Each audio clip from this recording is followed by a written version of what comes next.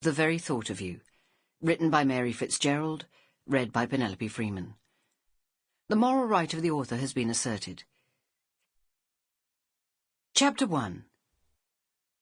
London, Spring 1944.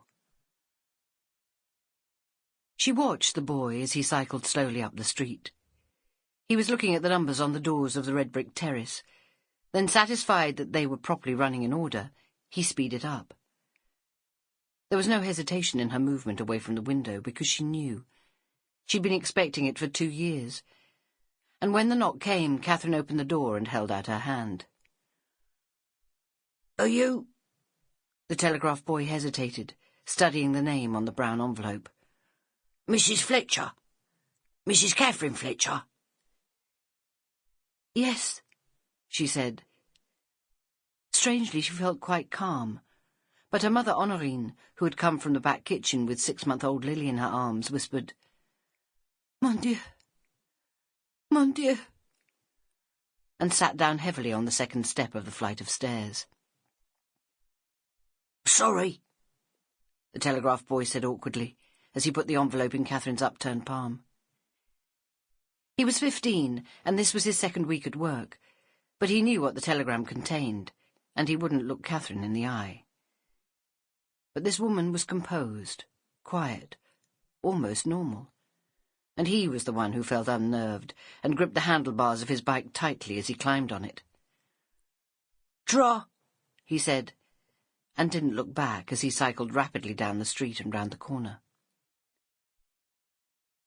Catherine turned the envelope over in her hands. "I have to open it," she told herself. "Now, this minute. But, oh God, if I do, it will become real." She closed the door and walked back into the small front room. It was a room she was proud of, clean and well furnished with 2 comfortable armchairs and an Afghan rug. Fitted bookcases filled the gaps on either side of the fireplace, full of books, mostly unread now, but dusted every day. There were 2 photographs on the cream-tiled mantelpiece. One was of her in a long dress, standing in front of a microphone, while arranged behind her was the band Bobby Crew's Melody Men. She'd been their singer, and had been so good that other bands had started sniffing around, eager to poach her. But it was the other photograph she lingered over. It was of her on her wedding day, and she stood for a moment staring at it. What a lovely day it had been, and how happy and proud she'd felt in her neat suit, with her arm tucked securely in Christopher's. The photograph was in black and white, but she saw the scene in colour.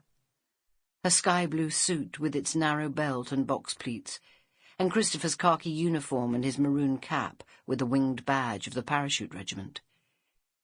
Everyone said what a handsome couple they were. Catherine so pretty with her shiny dark hair and enigmatic brown eyes, and Christopher tall and strong, with an athleticism that belied his peacetime job as a college lecturer.